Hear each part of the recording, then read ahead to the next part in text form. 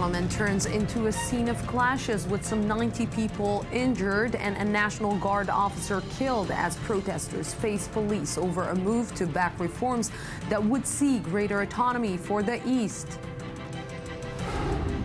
Europe's migration crisis. Austria steps up border checks and holds a Munich-bound train carrying hundreds of migrants as German Chancellor Angela Merkel says the crisis could call the Schengen zone itself into question. And 1 month after the firebombing of a Palestinian home in the West Bank, and as the mother, Riham Dawabshi, undergoes operations on her wounds, I-24 News sits down with the family.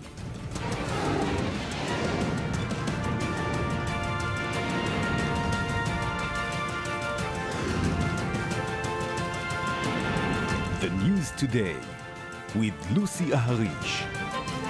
Good evening and welcome to the News Today. The Ukrainian parliament became a scene of violence today. A National Guardsman killed and scores wounded. It was all over reforms being backed by lawmakers that would see rebel half areas of eastern Ukraine get a new level of autonomy. Shai Ben-Ari has more.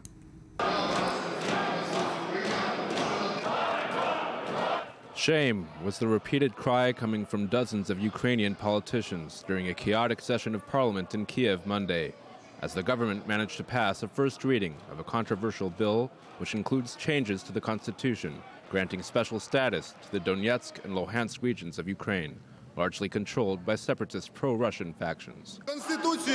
The constitution which we are now considering in the first reading is a basis on which a real European, united and sovereign country will be built. I will never in my life allow myself to vote for some special status of anyone. But the first reading did pass, with 265 votes in favor, 39 more than needed. Still, no less than 300 votes are needed for a second reading to be held later this year to finally approve the legislation. As noisy as it was in the legislative chamber, the real violence Monday was outside. Angry nationalist protesters surrounded the parliament building in Kiev and openly attacked the guards arranged around it, with a number of grenades thrown. One guard died after he was hit by splinters from a grenade, according to the Ukrainian Interior Minister, who denied an earlier report attributing the death to a gunshot wound. The minister added nearly 90 National Guardsmen had been injured, 4 with serious wounds to the eyes, stomach, neck, and legs. The Ukrainian government placed much of the blame for the violence on the radical nationalist Svoboda party, which has been described as fascist and anti-Semitic. But the legislation is also opposed by more centrist elements, like the bloc led by former Prime Minister Yulia Tymoshenko. They fear the bill could lead to Russia gaining control of Ukraine's east, valuable for its profitable industries. This law means that all the money that Ukraine has will be spent there now. I have a big question. Why young patriots in the center, east and west of Ukraine must feed old separatists in the east? It is clear Ukrainian President Petro Poroshenko faces a major challenge to gather the rest of the votes needed to finally approve his controversial legislation. And with me right now is Alex Kleymenov in Kiev. Good evening. Thank you very much for joining me. Hi. Alex, what are the recent developments in the story? Because it seems that nobody wants actually that this crisis will be eventually solved. Well, the events that took place today in front of Ukraine's parliament were really the first bloodshed that Kiev saw after the tragic events of February 2014, when about 100 people were killed pretty much at the same spot, very close to the parliament. The problem is that this new bill that would amend the constitution eventually has been poorly communicated to the Ukrainian public, and very few people in Ukraine actually understand what it will lead to. So there was this huge protest today in front of the parliament as the deputies were preparing to vote for the bill.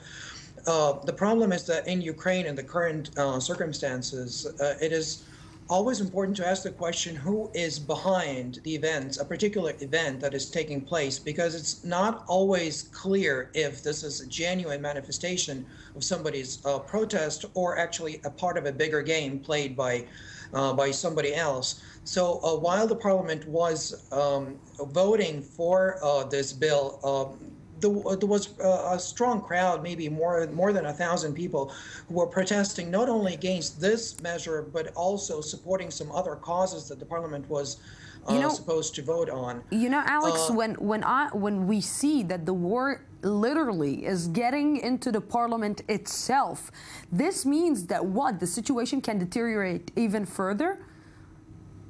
Well, you rarely see any strong security in place during these protests, so people were trying to at least show that they were planning on storming the parliament physically.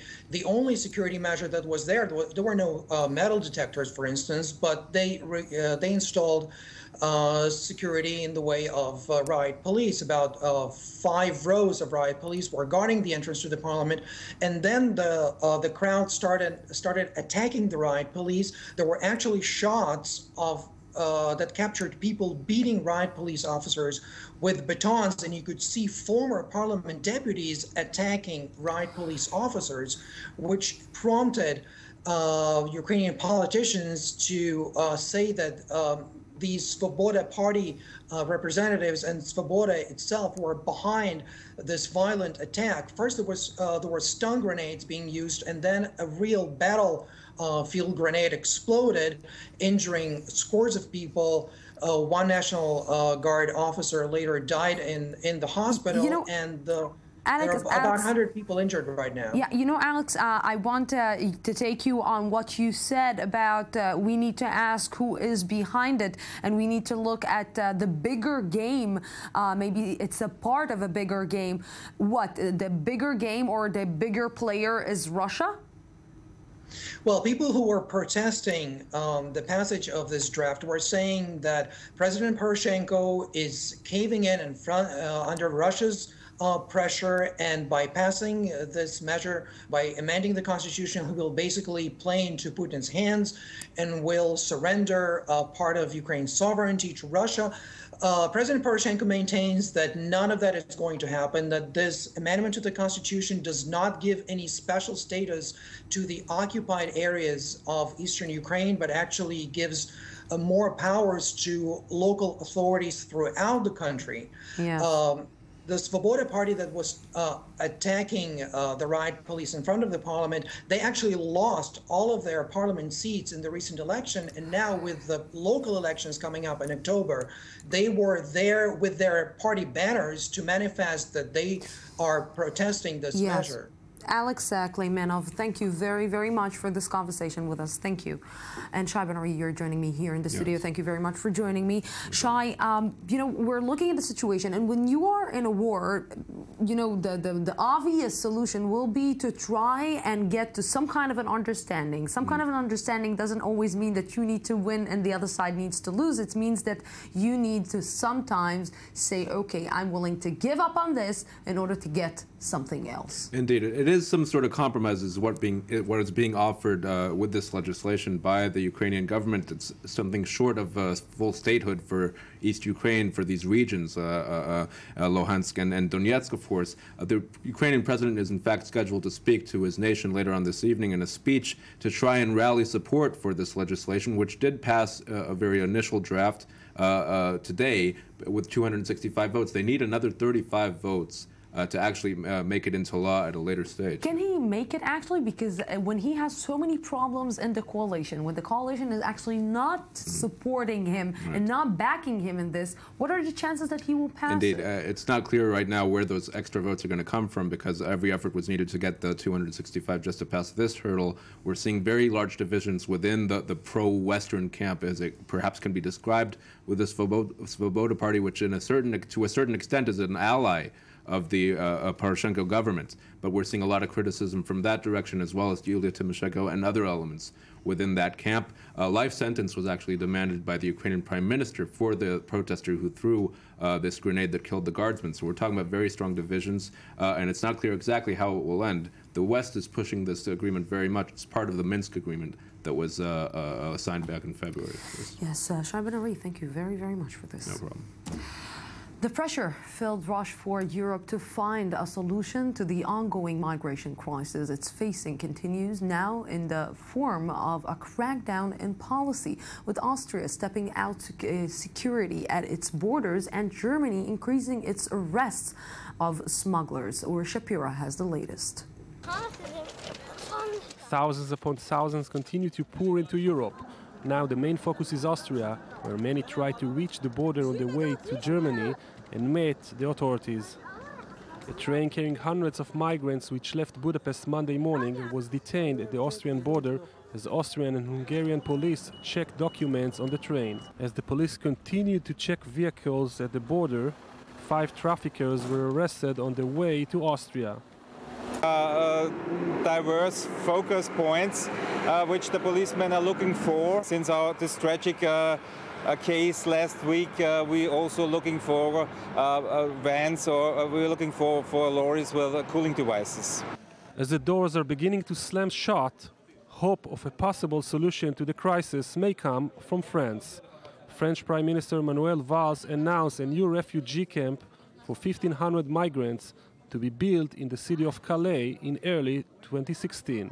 Notre responsabilité à tous, c'est ensuite de s'assurer que le droit d'asile. Our responsibility is to ensure that the right to asylum, a fundamental right to which Europe is attached, to which France is particularly attached, is respected everywhere. Those who are persecuted in their countries, who are exposed to torture, oppressed, must be welcomed in Europe. German Chancellor Angela Merkel also tried to come up with an answer to the crisis. It is a question of asking who has a high chance of being able to stay and who has very little chance. These applications must be decided quickly, and then people must be quickly sent back to their countries of origin. The European Union has called its interior ministers to an emergency summit on September 14 to discuss solutions to this unprecedented crisis. But it seems that despite the talks and summits, the European countries have not yet found common ground over the new migrant crisis. And as the discussion continues, the migrants remain firmly stuck in between borders. And with me right now is German journalist Ulrich Zahm. Good evening. Good to have you. Good evening. You know, Ulrich, I'm hearing Chancellor Angela Merkel talking, and she seems like really, let's say, emotional and humane, but some people are saying that it's a little bit of hypocrisy, all this show of I am with you, I understand you, but you need to go back to your country. That is exactly the point, and you have a lot of bureaucracy, and there are things which are very unclear. For example, if a refugee or someone comes to a certain country in Europe, that is the country where he should stay, which means Hungary, which means Greece or Italy. And these people who arrived there from Syria or Africa cannot go on automatically to Germany. Those are the rules of the Schengen Treaty, which means open borders in all of Europe. And here, as you heard Angela Merkel, she does not really have a clear answer, and she does not really know if someone is a refugee or if he's a migrant or if he's simply someone looking for a good life and finding work in Germany, in the rich countries. How they are supposed to, is there any plan to start and solve this, or to start and actually deal with it in Germany, especially with, let's say, all the protests that we're seeing from extreme right groups in Germany? Can actually the government find itself in a good solution for this crisis? Well, you ask if there's a plan. If there would be a plan, someone would have decided something, but nobody has really made any decision. And the news I heard was that Germany is sending 2 or 3 trains to Austria to take in some refugees from Hungary, but they first have to be registered, and it's not clear how many will stay, how many will be sent back. I don't know where to Syria, to Libya, or back to Hungary. So everything is very open, everything is very complicated, and nobody really knows what Angela Merkel or the government or the other European countries really want. They don't know how to cope with the problem.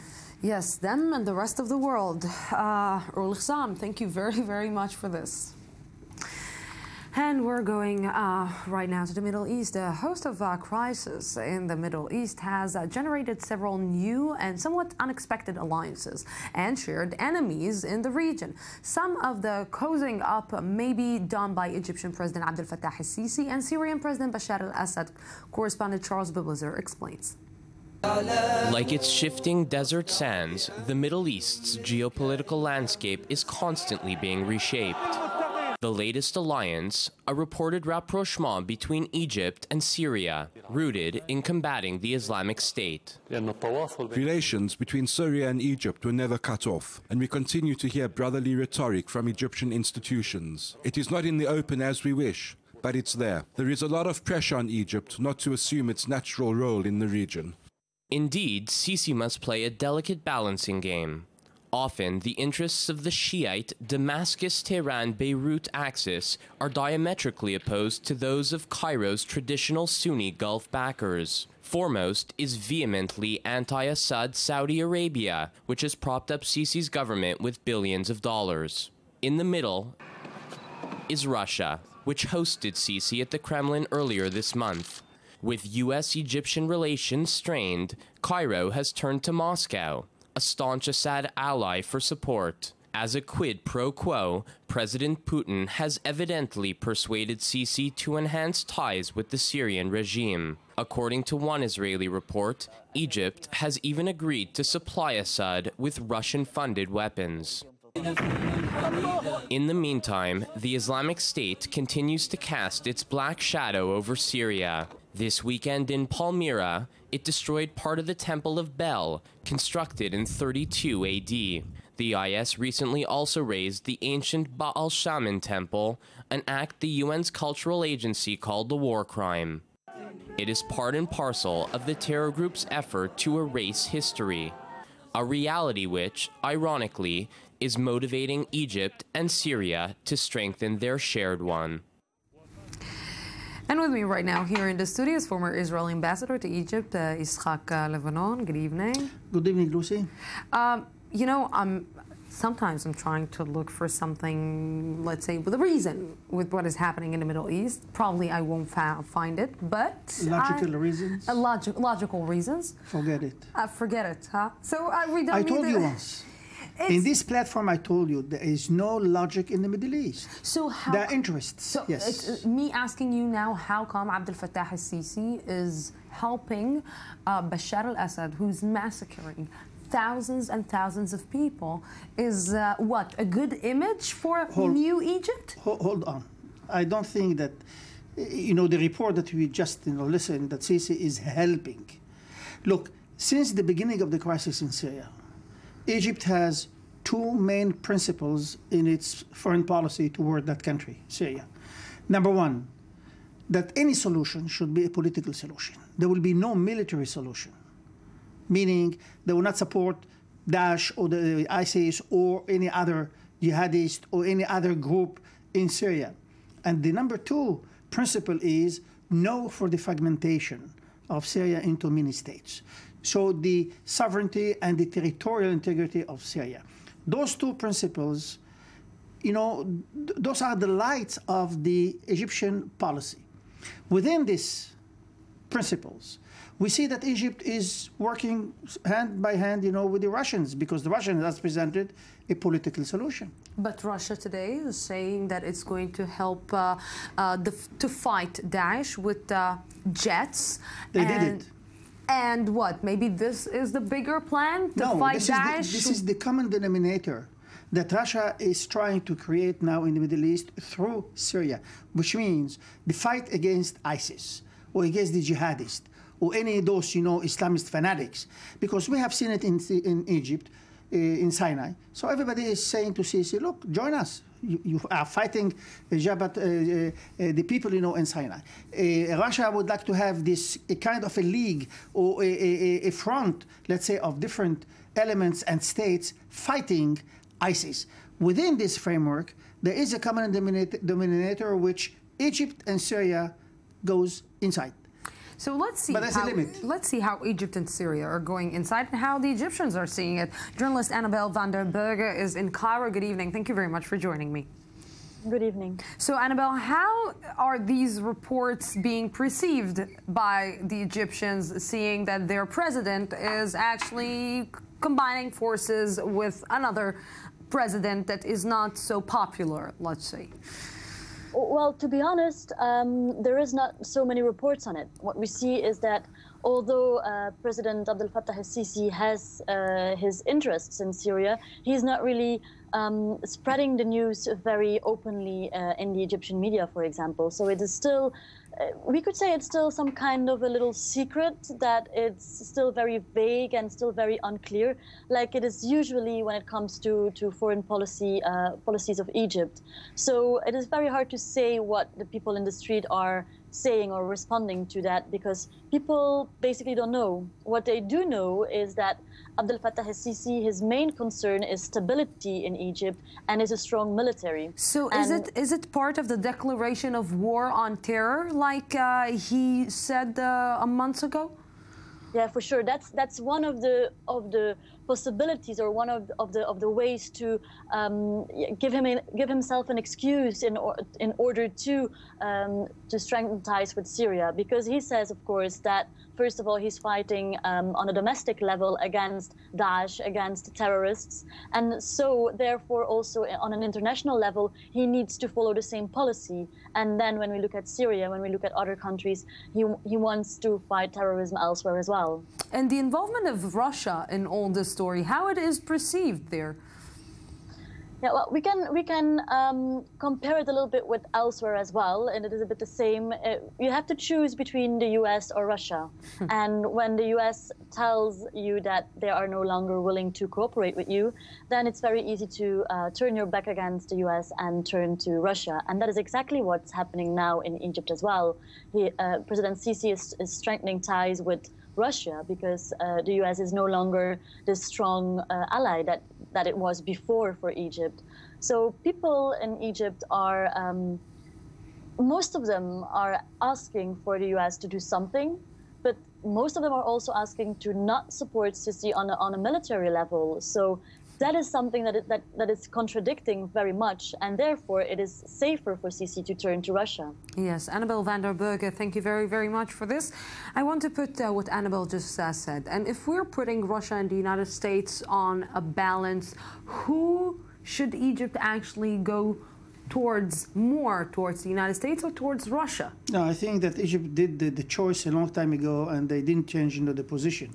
Strategically speaking, they are in favor of the Americans. They are with the Americans. They have the support of the Americans, not only militarily, but now economically, and lately also with the STAR joint training between the two armies, the Americans and the Egyptians, which include, by the way, an element of fighting against terrorism. What everybody is talking in Sinai and in ISIS. But yes, Sisi would like to diversify, his relationship, and this is why he is going to Syria. Now he is in Singapore. Tomorrow he will be in China. In parentheses, I will tell you, and I was following, his trip to Russia. I think it was not a success. It was not a success. And I will give you just one example, because everybody talked before that, trip to Russia, that Abdel Fattah el-Sisi is going to sign an agreement in Dab'a about a nuclear plant.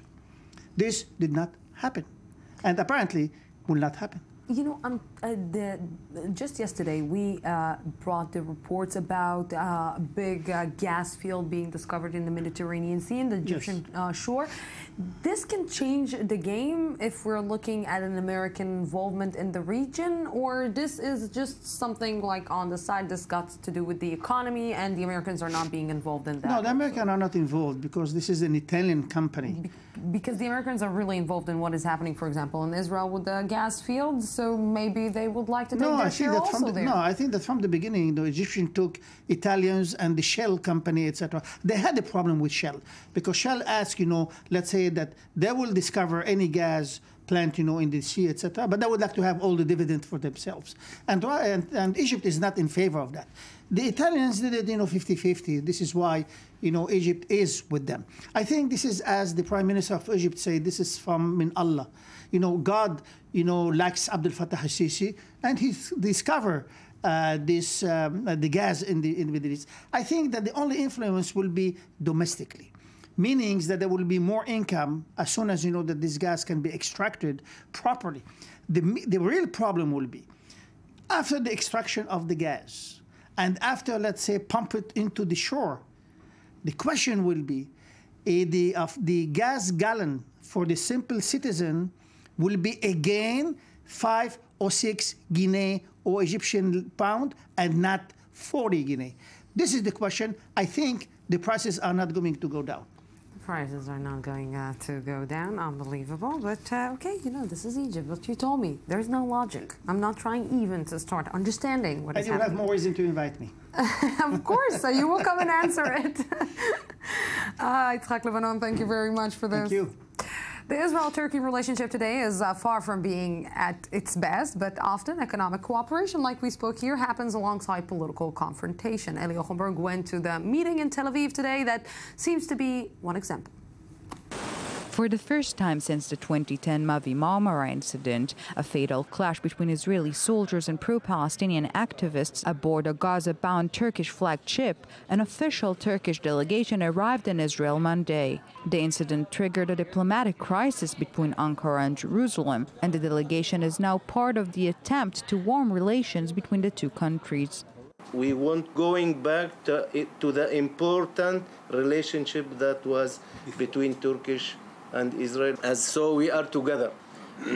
And I'm sure that we found a solution to make all the relationship better. The economic delegation is promoting plans for a Palestinian industrial zone next to the northern West Bank city of Jenin. Turkey is expected to invest $100 million in the project in order to support the Palestinian economy. The past is in the past. We are looking towards the future. We have come to a point where a miracle is about to come true.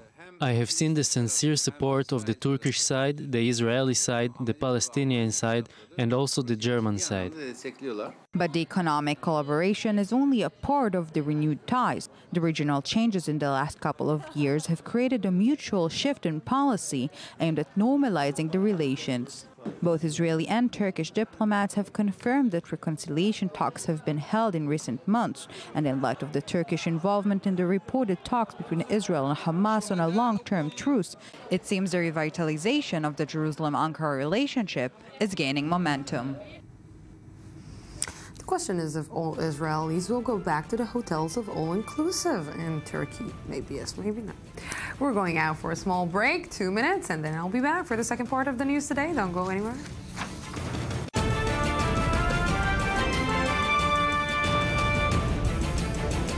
The Ukrainian parliament turns into a scene of clashes with some 90 people injured and a National Guard officer killed as protesters face police over a move to back reforms that would see greater autonomy for the East. Europe's migration crisis. Austria steps up border checks and halts a Munich-bound train carrying hundreds of migrants as German Chancellor Angela Merkel says the crisis could call the Schengen zone itself into question. 1 month after the firebombing of a Palestinian home in the West Bank, and as the mother, Rihan Dawabshi, undergoes operations on her wounds, I24 News sits down with the family.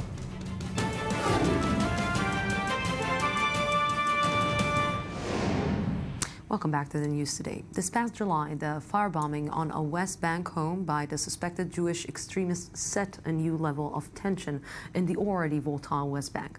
A young toddler and his father died in the attack, his mother and an older son critically injured. I24 News correspondent Mohammed Al-Qasim met the family today at the hospital.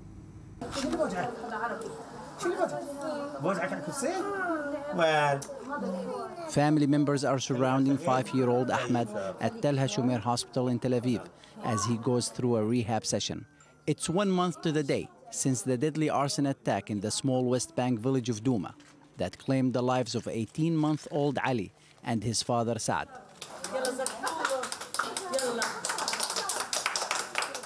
It's his first time out of bed in a wheelchair, an attempt by his therapist to move his muscles. Today, his 27-year-old mother, Riham, who suffers from burns on 90% of her body, went through a skin transplant operation and a procedure to clean the smoke from her body. The second try, following a failed attempt at both. The operation today is a skin transplant and to clean all the bacteria from her body. I pray to God that her situation improves. She is in pretty bad shape. A few buildings away lay her 5-year-old son, Ahmed, who suffers from burns on more than 60% of his body. He's still in extreme pain. His condition considered critical, but slightly improving.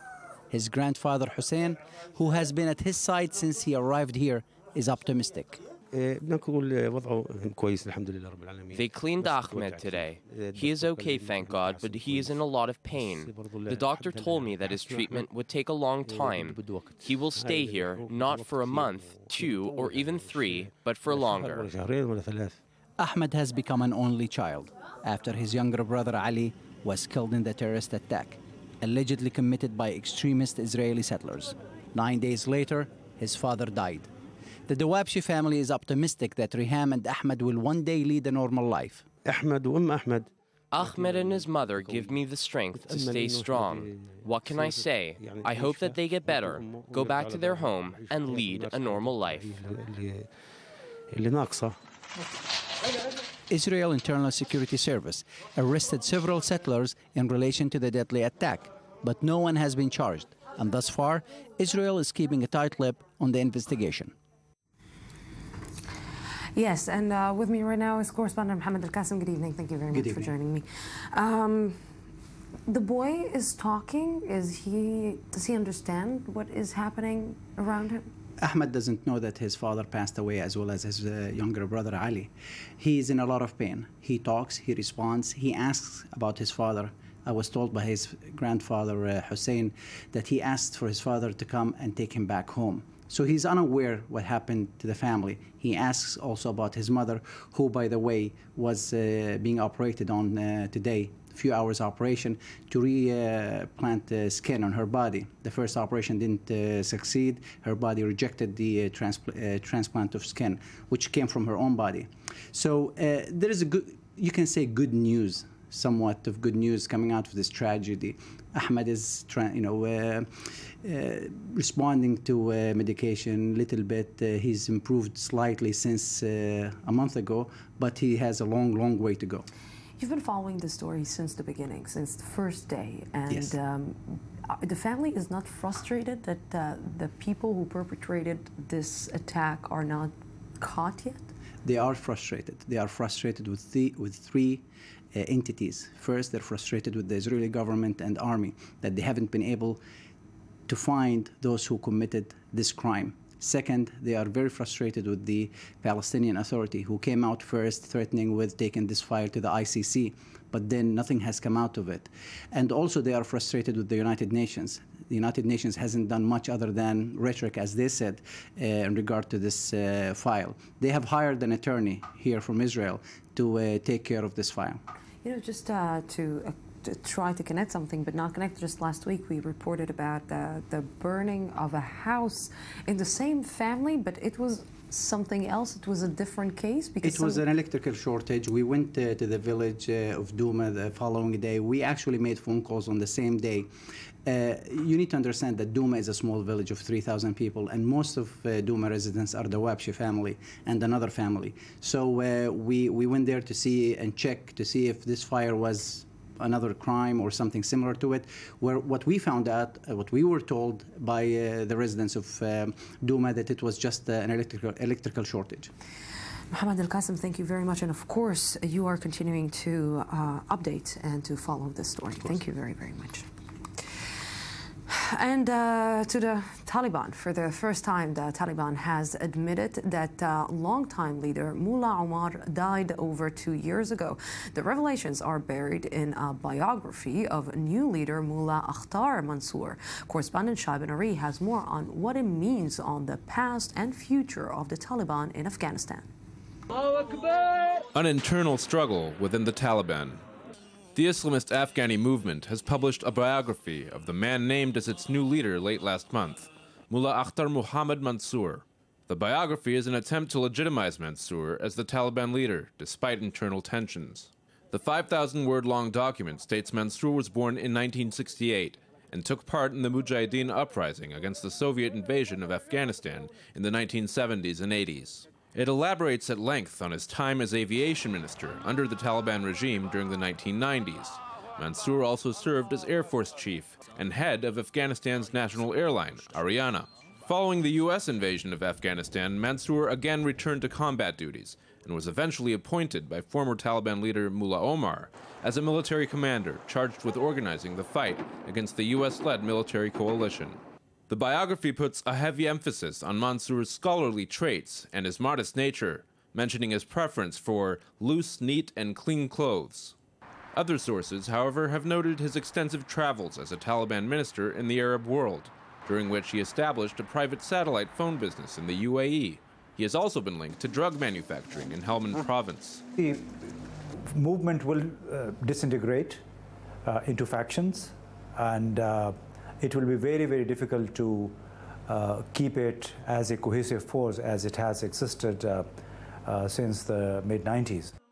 The biography's release comes as Mansour's appointment has been challenged by certain members of the Taliban, including Mullah Omar's brother and eldest son. They claim the movement's Shura Council was not consulted. One splinter group even says Mansour was responsible for Mullah Omar's death in April 2013 as part of an organized coup. Mansour has received support from al-Qaeda, with a public pledge of allegiance released by the group's leader, Ayman al-Zawahiri. Mansour is seen by al-Qaeda as the leader of the true Islamic Caliphate. Interestingly, the biography states Mullah Omar's passing was kept a secret so as to not give the U.S. and its allies a boost during the final years of the official military mission in Afghanistan, which ended in December 2014. Yes, and we're going now to the United States. In the U.S. presidential elections, Democratic candidate Bernie Sanders has closed to within 7 points of Hillary Clinton, this according to a new Iowa poll. Here's more on Clinton's slipping numbers in the following report from ABC. Tonight, oh my goodness, trouble for Hillary Clinton in a state where she knows defeat. Barack Obama will win the caucuses here in Iowa. 8 years after failing to win Iowa, a new poll of Democrats shows Clinton slipping, losing a third of her support since May. Her lead, now its lowest ever, just 7 points ahead of Senator Bernie Sanders. This is not anti-Hillary Clinton. This is pro-Bernie Sanders and pro a message that says enough is enough. Sanders is leading Clinton in New Hampshire, energizing liberals, particularly younger voters. And he's not the only Clinton alternative stirring excitement. Hey, everybody. Vice President Joe Biden surprises a jamboree of Delaware Democrats Saturday, building speculation he may get in the race. The new Iowa poll shows a door could be open for Biden. 14% of Iowa Democrats want Biden as their nominee. 13% remain undecided. Very good magazine this week. Meanwhile, a stunning turnaround in Iowa for GOP frontrunner Donald Trump. 3 months ago, 63% of Republicans viewed him unfavorably. Now, a complete flip. At the back of the pack, New Jersey Governor Chris Christie, who today clarified a comment suggesting immigrants be tracked with systems used by shipper FedEx.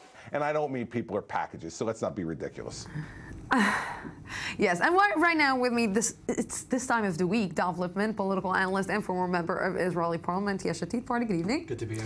And on the other side, someone who just stole Donald Trump's tie, Charles Wittler. Not the hair. Not the hair, only the tie. Hello, hello. Thanks for having me. For the last few days, well, let's say for the last months, I think, we've been talking about Clinton being in a safe place. She's okay, everything's good. She has nobody behind her, but it's changing. It really is. It really is. It really is changing. When you see the numbers in Iowa between her and Bernie Sanders, where it's closing to single digits, and she's losing ground, meaning there's no opportunity for her to grow. But even more importantly, on a national level, the moment you start seeing her numbers against Republican candidates going closer and closer together, and all of a sudden the name Joseph Biden comes into play, and his numbers are much wider, Democrats say to themselves, we don't want this close race. We want to win this thing, and that's where she's in real trouble. Why? How come? What did she do wrong in the last few months? Let me cite one poll, for example, that asked supporters of the Democratic Party what word they most closely associate with Hillary Clinton. Number one result, liar. Not a very good indication of where you stand in the overall race, does not connect with voters as well, and she's mired in this scandal, which is getting worse by the day. What? All this about the email account? It's a significant obstacle to her candidacy right now. They're going to apparently release another 6,000 emails today. She could be facing some kind of... She is facing a criminal investigation, which could ultimately lead to indictments either against her or to her surroundings. And to add to what Charles just mentioned, a national poll asking the question, is Hillary Clinton honest? And 61% say no. That's a huge number of people to say we don't trust her. You know, it's amazing because when we're looking at what she has done in the last months, it seems that she went by the book. She went and she brought a policy, and she talked about education, and she talked about environment, and she talked about healthcare, and she talked about war and foreign policy. She did everything by the book except thing is, when I got into the Knesset, they sat with us and they said, things that you do now in your freshman years in politics can haunt you 20, 30 years from now, because people will always look back. She can't do anything about that. It's there. It happened. She can't hide from it. And now it's a question of perhaps winning over the country despite it, but she can never get rid of it. No, just really, she is a liar. She is not honest, but Donald Trump is. The Donald is a machine right now. He is a political machine. He's unstoppable. And what's ironic with Donald is that he's polling so well, but as well, he comes from a liberal background. So when you talk about flip-flopping or maintaining, it's really like maintaining, exactly, your position. He's not exactly candidate number one in terms of integrity. So it's kind of the juxtaposition there. But what you did say is that Hillary played everything by the book. Donald has not been playing everything by the book, and that might be the big difference there. The polling data also, the questions were asked about him. Forget who will vote for him for the moment. They asked, does Donald Trump care about the needs and problems of women?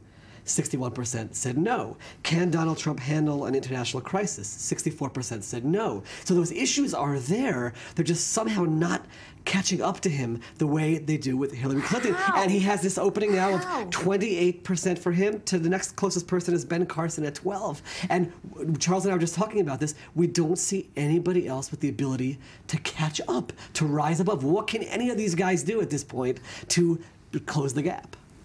Say some scandals? It's possible. Scandals, to say outrageous things against women, against for example, migrants. so we discussed it yesterday evening that you had Chris Christie, for example, comparing illegal immigrants to FedEx packages. So you see that people are maybe stepping up their rhetoric in order to mimic Donald Trump. But if anyone's really going to give him a run for his money, they're going to have to do it based on their positions. It's not going to be based on the rhetoric, because ultimately people will want a candidate that stands for something and that they can connect with, that they can believe in.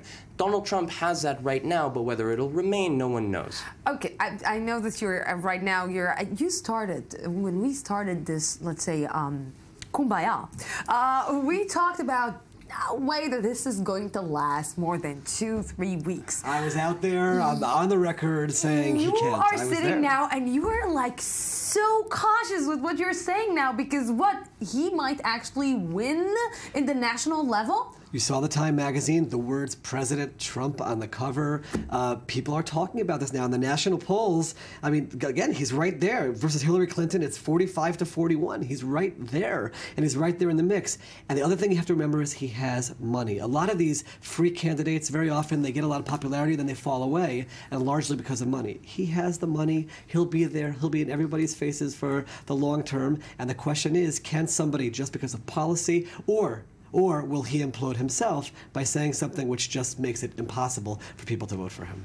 I gotta be honest, what shocks me is that it's not only on the national level, it's at the primary level. He's ahead in Ohio. He's ahead in New Hampshire. He's ahead in South Carolina, the early primary states. He's ahead in swing states. In Florida, for example, he's ahead of Bush, who was the former governor. He's ahead of Rubio, who's the sitting senator. In Pennsylvania, another purple state, he's ahead of the pack as well.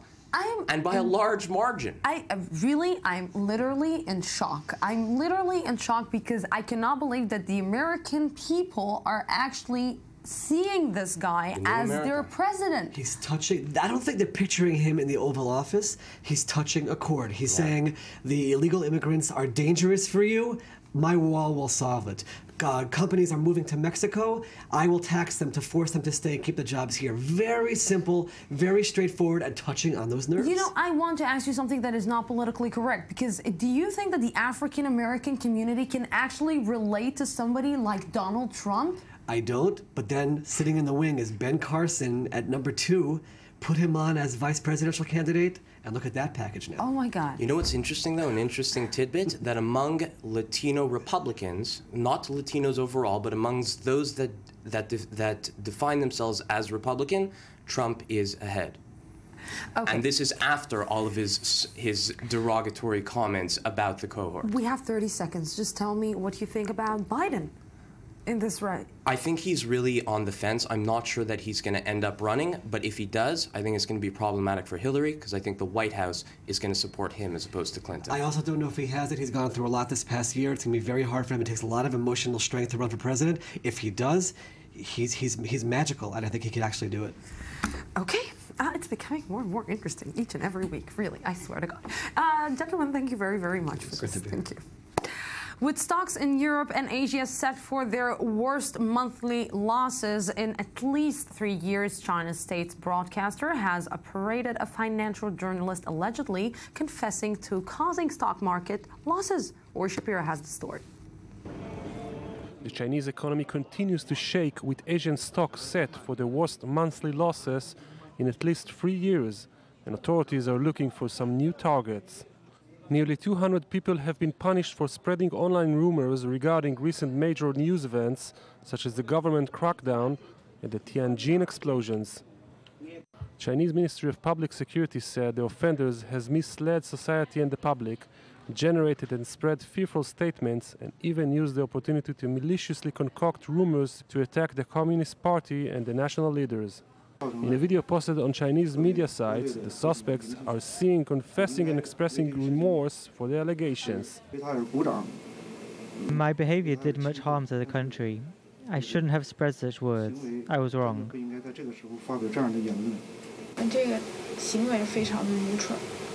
This behavior is very stupid, and I also didn't realize that it could cause such severe results. I didn't consider my responsibility and took it casually to the internet and thought I can do anything on the internet. According to Chinese sources, the rumors disseminated included one claiming a Beijing resident jumped to his death due to the stock market slump, and another saying 1,300 people had died in the Tianjin explosions. But this mass punishment also raises questions about freedom of journalism in the country. The Chinese Xinhua news agency reported that a reporter named Wang Xialo, who works at the prestigious Caijing business magazine, was detained and confessed that his writing about Chinese stock market was, quote, based on hearsay and his own subjective guesses. It is still unknown if Xialo had legal assistance, but it seems the panic in China is spreading beyond the trading room. Yes, and Dr. Alex Cohen, value creation expert at the Academic College of Tel Aviv. Good evening. Good evening, Lucy. So, do you want to start talking about China, or do you want to start talking about Japan making a really big defense budget? Yeah, well, this is really outstanding because Japan was so traumatized after the Second World War that they have many, many laws and regulations preventing them from going to war, building a large army, etc. But the tension between Japan and China is incredible. It's really the material for a movie because the Japanese, they have this samurai superiority vision of Southeast Asia. So basically, they view themselves as the samurai, and all the rest are basically nothing. And I had a master's student who explained to me that the samurai, if he wants to test his sword and he chops a few heads off, it's just okay. At the same time, China, which grew bigger than Japan, China is now the second largest economy before Japan, is massively offended, not only offended, but by atrocities committed by Japan in China during the Second World War, talking about famine and prostitution and you name it. Okay. So the Chinese started a weird project building artificial islands on submerged reefs. And it's something that, it sounds like a James Bond movie. It's actually, really, it sounds like a James Bond movie. You talked about samurais, and the samurais, and the only thing that passed in my mind is the movie of Tom Cruise, The Last Samurai, but it was it portrayed the samurais in a really good way. Exactly. So it's like science fiction, because you have those submerged reefs, and on top of them they build islands with airplane landing tracks, and there are basically military bases. And if we're looking in the economy perspective on this, who is at the best? Let's say in an economic wise, who's the best? Like Japan or China? Well, that's exactly the tragedy, because if you think yin and yang, if you want to go into this metaphor, Japan has well-known brands. If you think about automobile, Toyota, etc., they have well-known manufacturing technologies, Kaizen, total quality management, things like that. China is not that famous for its quality, and China is struggling with the automobile industry. Yeah. So if they work together in the economy, it could be fabulous. I love the way that you're looking at things. If only. If only. Alex Coman, thank you very much for this. Thank you, Lucy. Prolific horror filmmaker Wes Craven, who directed the slasher classic Nightmare on Elm Street, died yesterday at the age of 76. Craven, who was also behind the 90s hit Scream, died at his Los Angeles home after suffering from brain cancer. Despite his ailing health over the past 3 years, he continued to work on a new film, The Girl in the Photographs, which is set to premiere at the 2015 Toronto Film Festival next month. And I have somebody here who is not a nightmare on Elm Street at all, which is Jonathan Reagan. I'm not a nightmare? No. What a relief. You are like a really sweet dream. Yes, I am a sweet dream. Of course. Yes. Sometimes some people are saying that you look like Freddy Krueger, but no.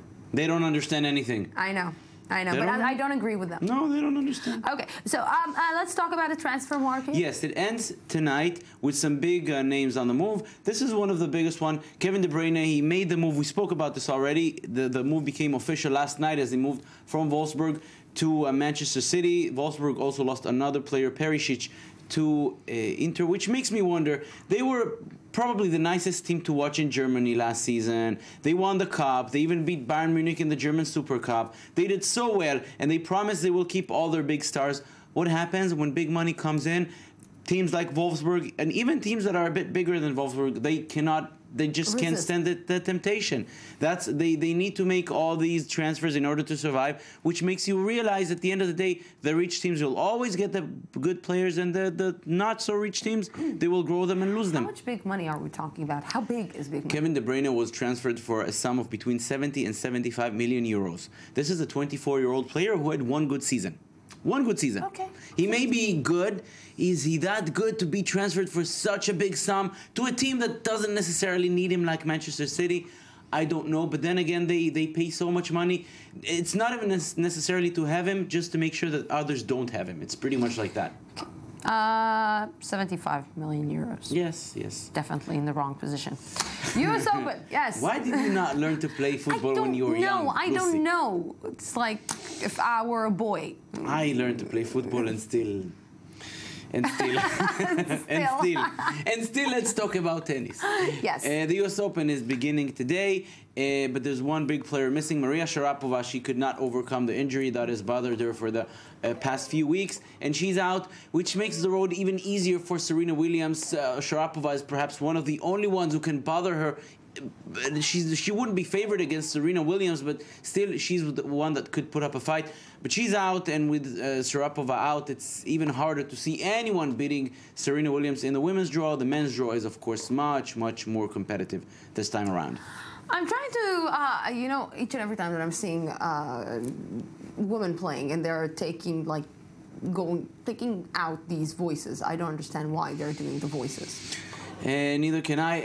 I love to do stories about Sharapova in the past because I would allow myself to say now she sounds like a crow, or now she sounds like something else. It's and it doesn't sound nice, but then again. I had something else in my mind. But I wonder what.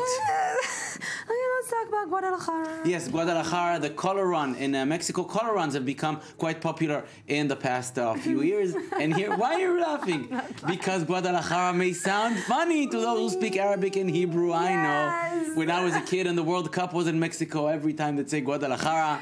Yeah. Very funny for the Hebrew speakers. But we speak English, and therefore we'll just mention the color run, which the only obligation is come in a white shirt. Why? Because they pour all these colors on you, and you come dirty and colorful. It's nice, though, when people seem to be having fun. It's kind of a chara.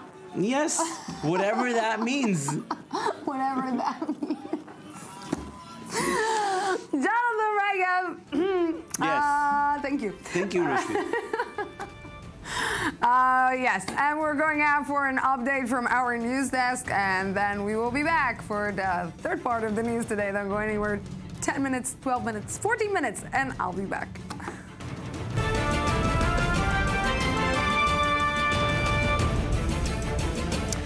In the year 2010, the future of the Israeli economy changed. Ratio Oil Exploration, together with its partners, announced that a field of natural gas with a size of 453 billion square kilometers was found in the Mediterranean off the shores of Israel. And for the first time, Israel had the potential to export natural energy resources of this magnitude. And yesterday, it was announced that one of the world's largest natural gas fields had been found off the Egyptian coast, caused today plunge in stocks of gas companies digging in Israel. Mr. Igal Landau, CEO of Ratio Oil Exploration, is right now here with me in the studio. Good evening. Great honor to have you here. Good evening to you too. Thank you very much for coming. So it wasn't a very, let's say, good day, we can say. Not for the stockholders of the gas companies, and Ratio especially. However, I don't think it's such a tragic news. I think these are some good news, and there are good aspects to this discovery. Some people will say that it is bad news because maybe the, let's say, the peace agreement we have with Egypt is really, let's say, found on the gas resources and energy, and that maybe this is the basis for the relationship between Egypt and Israel. Maybe it's not. Maybe like... No, I think it's after all, it's a good news because that proves a theory we have for many years that there is a great potential of gas reservoirs in the eastern part of the Mediterranean, the Middle East, which we share with Egypt and Cyprus and Israel. There are also vast potential, huge reservoirs not discovered yet in the economic waters of Israel that should be still to be discovered and exploited. Definitely the Israeli gas discoveries, especially Leviathan, in which we own, could enhance the geopolitical situation in the entire Middle East. We could supply cheap gas and available to Jordan, which right now suffers from an energy crisis, to Egypt, to the Egyptian LNG facilities for exporting gas, which right now are sitting idle with no gas.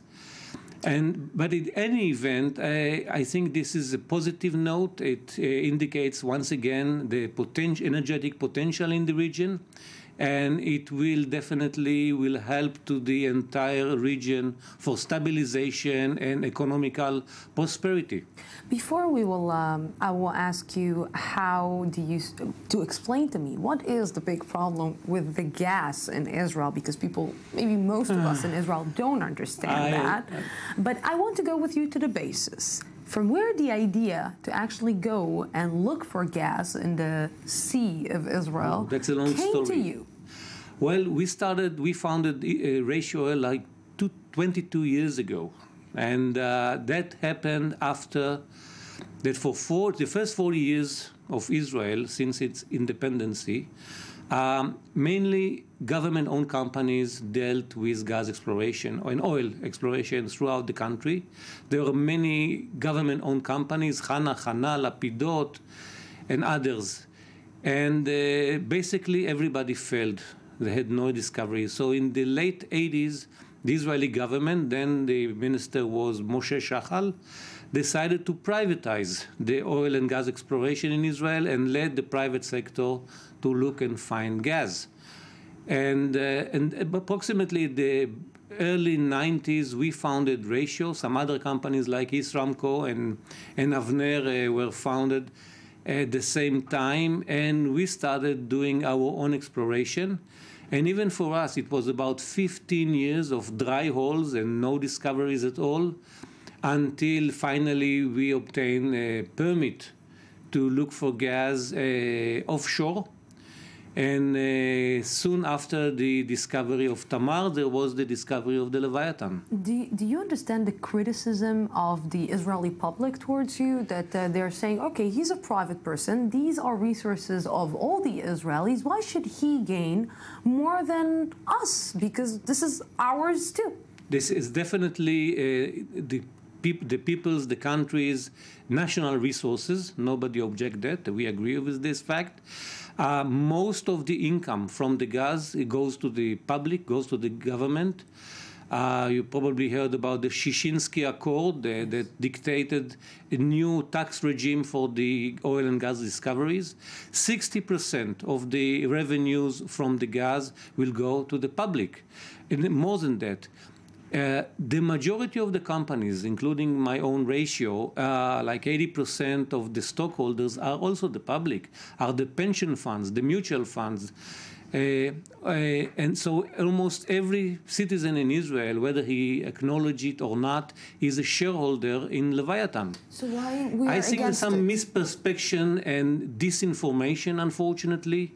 It became a very political debate. For instance, if the main claim against us now that we are a monopoly, and we say, hey, we are not a monopoly. It's not our fault that we were the first to discover gas. The first discovery was Tamar, the second was Leviathan. And the master plan was that more companies will come in and find more gas. So the entire monopoly issue would not then exist at all. But what happened is that there was some sort of a learning curve by government officials and regulators, and different opinions were heard, and they were changing decisions very frequently, and they created, when I say they, I mean the Israeli government and regulators and officials, they created uncertainty. And nobody wants to invest so much money under uncertainty. And the uncertainty created the fact that we will remain alone. The fact is that for the last 2 years, no one is drilling offshore Israel, and there is no drilling platform anymore. What? Because that there is no regulation. Because there is no stable regulation. And the stability is the main factor which we need in order to resume the success of the discoveries and finding more gas reservoirs. I'm looking at it from, for example, my perspective. I'm a working person. I'm a citizen of Israel. I'm like watching the news. I don't understand very good in gas and all these things because maybe it's too complicated for me. It is very complicated. In 10 years, can I gain from it? A lot. A lot. Let me explain. If and when Leviathan will be developed, and this will happen only after we will invest some $7 billion doing that, and Leviathan will produce and mainly will export gas to Turkey, to Cyprus, to Jordan, even to Egypt. They need gas for exporting. The revenues will be for the public, for the Israeli government, at the aggregate of 1 billion shekel every month. If you divide it to 1.5 million families in Israel, it means 650 shekel per every family per month. Income generated only from Leviathan. Another example, it's you can compare it like 6% VAT. You could reduce the VAT in Israel from 18% to 12% and bridge the gap only from the income that could be generated from Leviathan. So every month of delay approving the development, the set of regulation to the gas industry and Leviathan especially, every month of delay, and we are now postponing like nearly 5 years since the discovery in 2010, it's a pure loss to the Israeli public. It's your loss and it's apparently our loss. It's a win-win and lose-lose situation. That's right. You summarized it the best. Thank you very, very much. Thank you for coming to the studio. Thank Pleasure. you very much. And moving now on from the Israeli energy future to the Palestinian past, a new exhibition at the Museum for Islamic Art in Jerusalem aims to highlight Palestinian culture before 1948. Ayman Siksik went to see it up close and brought us the story. At the Museum for Islamic Art in Jerusalem, a new exhibition is taking Israeli audiences on a trip down memory lane, of a different kind than expected. This month, at least 5,000 Israelis, they visited this exhibition. I was touched. Tiraz, local embroidery, is a one-of-a-kind exhibition of Palestinian costumes from the time before Israel was established. Through the garments, which have been meticulously preserved, the texture of Palestinian life before 1948 begins to emerge. The stars of the exhibition are clear: Palestinian women.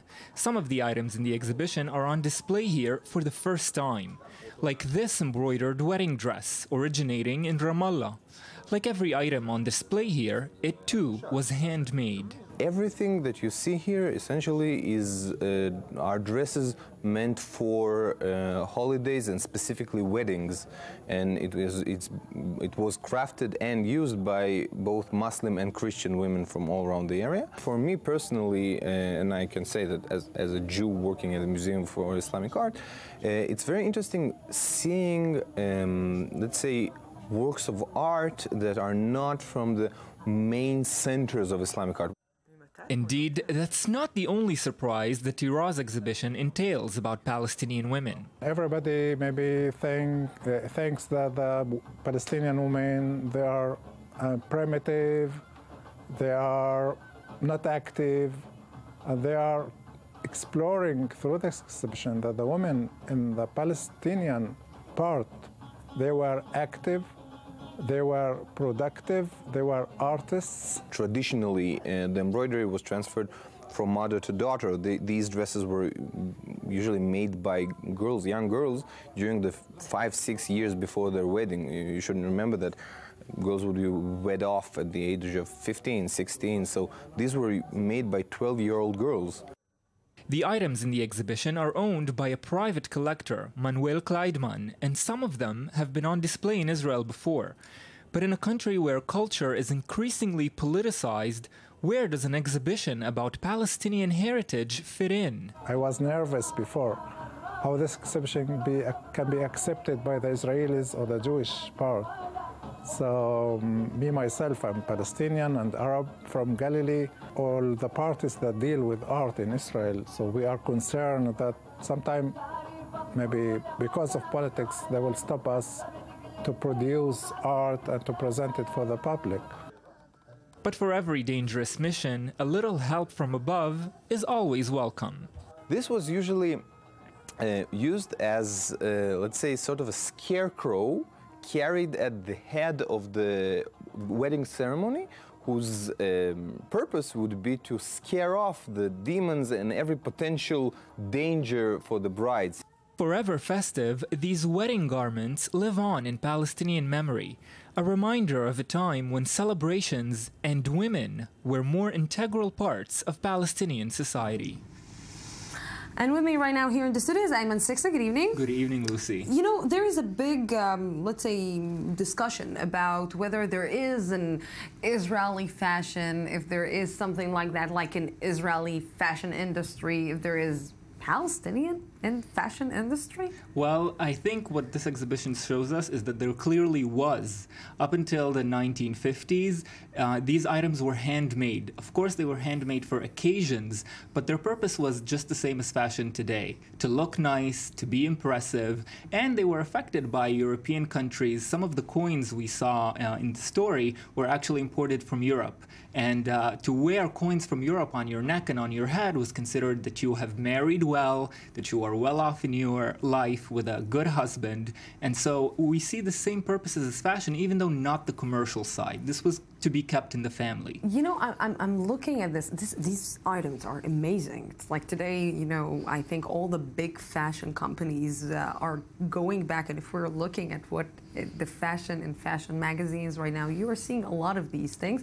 One of the biggest companies in Israel, fashion companies, if we can say that there was Israeli fashion, was Mesquite, that actually took a lot from the Palestinian fashion and actually directed it to the Israeli one. That's right. I think you're touching on one of the hardest points about this exhibition as well. There is the question of, if these items belong to Palestinian women who no longer own them, who owns these? Can they be displayed at a museum? Who exactly should have them and keep them at home? But I think above all, what I've learned from Nadim and Jenya speaking them today is that these are objects of beauty. And as objects of beauty, they should be made accessible to the public, even though they have a vast history to introduce us to, not only us, Israelis too, but I think what I heard today about the Palestinian community in Jerusalem was very interesting. When they arrived at the Museum for Islamic Art in Jerusalem, they told Nadim that even though this is, for them, the Israeli part of Jerusalem, that they do not frequent,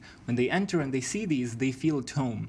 Wow. I think that really goes a long way to speak about the power of art. It's the power of art, and it's amazing. It's such a young country, and this discussion is always, can you actually have a fashion industry or an Israeli fashion or Palestinian fashion when you're that young? But when we're talking about Palestinians, we're talking about a little bit before 48. Just the same as with Israeli food. Exactly, just the same with Israeli food.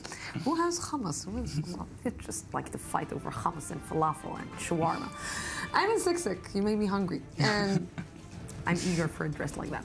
Thank you very much. Thank you, Lucy. And that's it for tonight. Tomorrow we'll be here again at the same time, same place from the Jaffa Port. Have a great night. Have a fashionable night.